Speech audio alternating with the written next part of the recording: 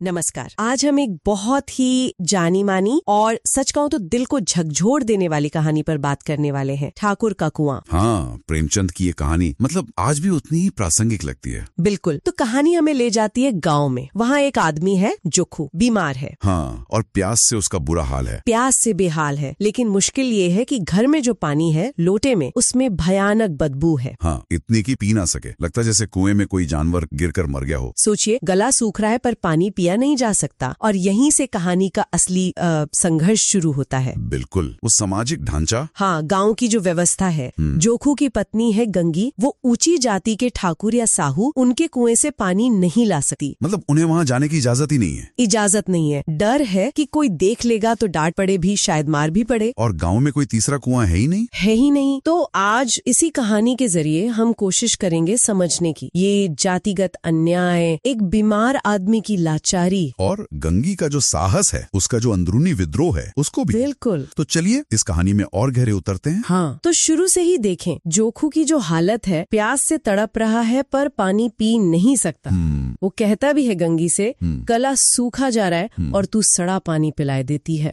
ये सिर्फ शिकायत नहीं है, इसमें उसकी पूरी बेबसी झलकती है। बिल्कुल, पूरी लाचारी, पूरी पीड़ा। और गंगे की उलझन देखिए, रोज शाम पानी भरती थी, कर तक तो पानी ठीक था। हाँ, अचानक आज ये बदबू। वो समझ तो गई है कि कुएं में कुछ गिरा है, कोई जानवर, पर करे क्या? पति बीमार है और ये गंदा पानी पिलाने से तो हालत और बिगड़ेगी। हाँ, ये वो जानती है। हालांकि उसे शायद ये नहीं पता कि पानी उबालकर साफ किया जा सकता है। ये भी उस समय की एक सच्चाई है। सही बात है। और यहीं से उसका असली द्वंद्व शुरू होता है। एक तरफ बीमार पति, उसकी प्यास बुझानी है। दूसरी तरफ समाज के नियम जो साफ पानी तक जाने ही नहीं देते। ठाकुर का कुआं है, साहू का भी है, पर वहाँ जाना मतलब आफत मोल लेना। जैसा जोखू खुद कहता है कि हाथ पैर तुड़वाएगी और कुछ न होगा। हाँ, उसकी आवाज में डर भी है और शायद कहीं न कहीं उस व्यवस्था के आगे एक तरह की हार भी है। बिल्कुल, हार मान लेने का भाव। और जोखू के शब्द तो क्या कहते हैं, उस समाज का आईना है। हाँ, वो जो कहता है कि ब्रह्म देवता आशीर्वाद देंगे, ठाकुर लाठी मारेंगे, साहू जी AK-5 लेंगे। उफ, गरीबों का दर्द कौन समझता है? हम तो मर भी जाते हैं तो कोई द्वारे पर झांकने नहीं आता। कंधा देना तो दूर की बात है। हाँ, कंधा देना तब बड़ी बात है। ऐसे लोग कुएं से पानी भरने देंगे? इन बातों में कितनी कड़वाहट है, कितनी सच्चाई। ये सिर्फ उसकी अपनी निराशा नहीं लगती। नहीं, ये तो जैसे पूरे उस दबे कुचले समाज की आवाज है। और सबसे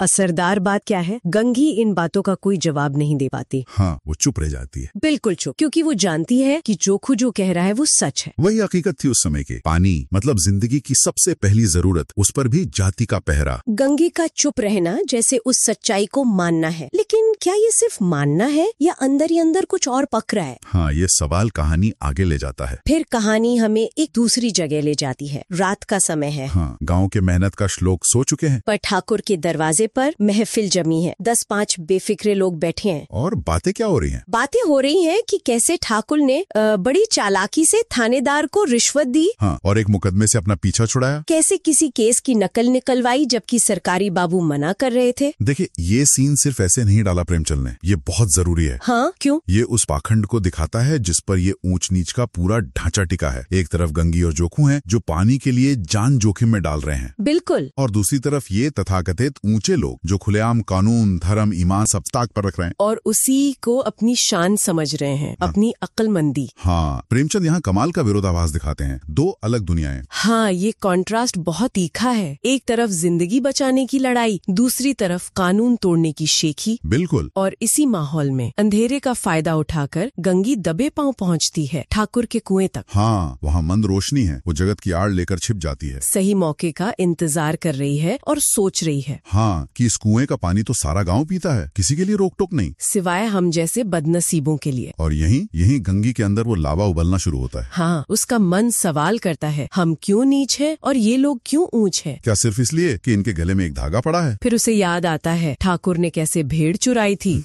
पंडित जी के घर में कैसे जुआ होता था, साहू जी कैसे घी में तेल मिलाकर बेचते थे। ये सारे ख्याल उसके मन में एक साथ आते हैं। और वो सोचती कि काम तो हमसे पूरा करवाते हैं। हाँ, लेकिन मजदूरी देते वक्त इनकी नानी मरती है। बिल्कुल। किस किस बात में हमसे ऊंचे हैं? हाँ, ये सवाल सिर्फ उन लोगों पर नहीं है। नहीं, ये पूरी व्यवस्था पर सवाल है जो जन्म से इंसान का दर्जा तय करती है, उसके कर्मों से नहीं। गंगी का गुस्सा उन लोगों के ढोंग पर है, उनके घमंड पर, जो हर तरह के गलत काम करके भी खुद को श्रेष्ठ मानते हैं। और एक और दिलचस्प बात वो सोचती है हाँ। कि उसका गुस्सा सिर्फ मर्दों या ऊंची जाति तक ही नहीं है। वो उस नजर पर भी सवाल उठाती है जिससे उसे देखा जाता है। अच्छा। वो सोचती है कभी गांव में आ जाती हूँ तो रस भरी आंख से देखने लगते हैं, जैसे सबकी छाती पर सांप लौटने लगता है। परंतु घमंड ये है कि हम ऊंचे हैं। ये देखिए, ये सिर्फ जातिगत शोषण नहीं है, ये तो लैंगिक शोषण की तरफ भी इशारा है। बिल्कुल। और उस सामाजिक पाखंड पर सीधी चोट है। पवित्रता का ढोंग करने वाले खुद कितने गिरे हुए हैं। ये सब वो सोच ही रही होती है कि कुएं पर किसी के आने की आहट होती है। उसका दिल जोरों से धड़कने लगता है। डर, पकड़े जाने का डर। वो फौरन अपना घड़ा और रस्सी उठाती है और पास के एक पेड़ के अंधेरे साए में छिप जाती है। हर आहट उसे चौंका देती है। और फिर वहाँ दो औरतें आती हैं पानी भरने। हाँ, और उनकी बातचीत वो कहानी में एक और परत जोड़ती है। वो उस समाज में औरतों की अपनी क्या हालत है वो बताती हैं। एक कहती है कि मर्द तो खाना खाने बैठ गए और हुक्म चला दिया कि जाओ ताजा पानी भर लाओ, जैसे हम उनकी लौंडी हो, गुलाम हो। दूसरी कहती है कि इन मर्दों को औरतों का आराम से बैठना भी अच्छा नहीं लगता। हाँ, उनकी बातों में वो थकान, घर गृहस्थी का तनाव, एक तरह का असंतोष साफ झलकता है। एक तो यहाँ तक कहती है कि छिन भर आराम करने को जी तरस कर रह जाता है। इतना काम किसी दूसरे के घर कर देती तो इससे कहीं आराम से रहती। ऊपर से वो एहसान मानता। यहाँ काम करते करते मर जाओ पर किसी का मुंह ही सीधा नहीं होता। ये बातचीत दिखाती है कि पितृसत्ता का बोझ वो शायद सभी औरतों पर था, चाहे वो किसी भी जाति की हों। हाँ, उनके मुद्दे अलग हो सकते हैं, उनकी तकलीफ का लेवल अलग हो सकता है। बिल्कुल, लेकिन एक पुरुष प्रधान समाज में उन्हें भी अपने काम का सम्मान, आराम का हक वो नहीं मिल रहा था। पर गंगी के लिए इस पितृसत्ता के साथ जाति का जहर भी जुड़ा था। हाँ, जो उसकी स्थिति को और भी मुश्किल बना देता था। पता नहीं गंगी ने उनकी बातें सुनी होंगी या नहीं। शायद सुनी हो। क्या उसे लगा होगा कि दुख तो इनको भी है, या उसे अपनी चिंता ही इतनी बड़ी लगी होगी कि ध्यान ही नहीं गया होगा। हाँ, ये कहानी हमें सोचने पर मजबूर करती है। खैर, जब वो औरतें पानी भरकर चली जाती हैं और ठाकुर भी दरवाजा बंद करके सोने चला जाता है, तब जाकर गंगी को थोड़ी राहत मिलती है। माहौल एकदम शांत। अब गंगी के लिए मैदान साफ था। और लेखक यहाँ एक बहुत ही मार्मिक तुलना करते हैं। हाँ, वो अमृत वाली। हाँ, कि शायद देवताओं का अमृत चुराने वाला राजकुमार भी इतनी सावधानी से न गया होगा जितनी सावधानी से गंगी कुएं की जगत पर चढ़ती है। उस एक पल के लिए उसे लगा होगा जैसे उसने कोई किला जीत लिया हो। हाँ, एक छोटी सी पल भर की जीत का एहसास। ये तुलना बहुत गहरी है। पानी जो जिंदगी की सबसे आम चीज है, वो गंगी के लिए अमृत बन गया है, जिसे चुराने के लिए इतना बड़ा खतरा उठाना पड़ रहा है। वो रस्सी का फंदा घड़े में डालती है, चारों तरफ देखती है चौकन्नी होकर, बिल्कुल एक सैनिक की तरह जो दुश्मन के इलाके में हो। उसे पता है पकड़ी गई तो कोई रहम नहीं करेगा, कोई माफी नहीं। वो मन ही मन शायद भगवान को याद करती है, हिम्मत जुटाती है और घड़ा कुएं में डाल देती है। घड़ा पानी में बहुत धीरे से जाता है, लगभग बिना आवाज किए। फिर वो जल्दी जल्दी पानी खींचना शुरू करती है। लेखक कहते हैं गजब की फुर्ती आ जाती है उसमें, जैसे कोई पहलवान भी इतनी तेजी से न खींच पाता। घड़ा पानी से भरकर कुएं के मुंह तक आ गया है। और बस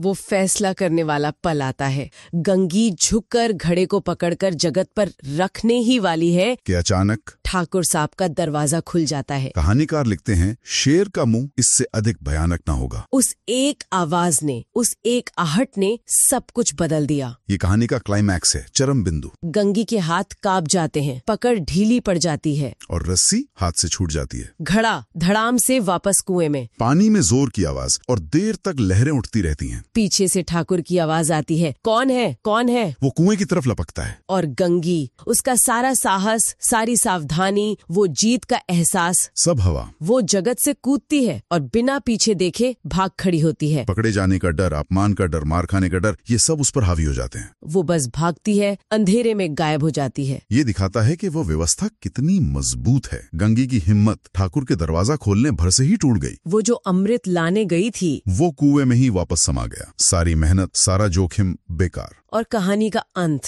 वो शायद सबसे ज्यादा दिल तोड़ने वाला है। हाँ। गंगी भागकर हांफते हुए घर पहुंचती है और वो क्या देखती है? देखती है कि उसका पति जोखू वही लोटा मुंह से लगाए है और वही मैला, गंदा, बदबूदार पानी पी रहा है। वही पानी जिससे बचाने के लिए उसने अभी अभी अपनी जान दांव पर लगाई थी। तो हमने देखा गंगी ने हिम्मत तो बहुत दिखाई, सावधानी भी पूरी बरती, लेकिन आखिर में वो नाकाम रही। हाँ, असफल रही। और उसकी नाकामी का नतीजा ये हुआ कि जोखू को वही जहरीला पानी पीना पड़ा। ये कहानी मतलब बिना किसी लाग लपेट के समाज की कड़वी सच्चाई को सामने रखती है। जातिगत भेदभाव, असमानता, पानी जैसी बुनियादी चीज तक पहुंच न होना, ये अपने आप में कितना बड़ा अन्याय है। और साथ ही ऊंची जाति के लोगों का वो पाखंड, जैसा गंगे ने सोचा भी था। हाँ, वो चोरी, धोखा, रिश्वतखोरी, झूठे मुकदमे, ये सब करते हुए भी खुद को श्रेष्ठ समझने का घमंड, ये पूरी व्यवस्था पर ही एक तरह की चोट है। गंगी का अपने काम को अमृत चुराने जैसा समझना और फिर ठाकुर के दरवाजा खोलते ही सब बिखर जाना, तो ये उम्मीद और हकीकत के बीच की खाई को दिखाता है। उसका विद्रोह, उसका सवाल उठाना कि हम क्यों नीच हैं, ये व्यक्तिगत स्तर पर बहुत अहम है। हाँ, बहुत जरूरी है। लेकिन उस रात वो व्यवस्था के सामने टिक नहीं पाया। तो ये कहानी हमें कई सवाल सोचने पर मजबूर करती है। गंगी का साहस अद्भुत था, उसका सवाल उठाना भी। पर क्या ऐसी व्यवस्था में जिसकी जड़ें इतनी गहरी हों, क्या सिर्फ एक व्यक्ति की हिम्मत काफी होती है? और क्या अंत में जोखू का वो गंदा पानी पीना, क्या ये इस बात का इशारा है कि ऐसी कोशिशें बेकार हैं, नतीजा सिर्फ निराशा ही है? या फिर गंगी का उस रात कुएं तक जाना, सवाल उठाना, कोशिश करना, क्या ये अपने आप में एक जीत नहीं है? भले ही तात्कालिक नतीजा हार का रहा हो। हाँ, ये भी एक पहलू है। कहानी कोई सीधा जवाब नहीं देती, और शायद यही इसकी सबसे बड़ी ताकत है। ये हमें सोचने के लिए छोड़ जाती है कि बदलाव आता कैसे है, और उसके लिए क्या सिर्फ व्यक्तिगत साहस से बढ़कर भी कुछ चाहिए होता है। ये एक बड़ा सवाल है जो कहानी हमारे सामने रखती है।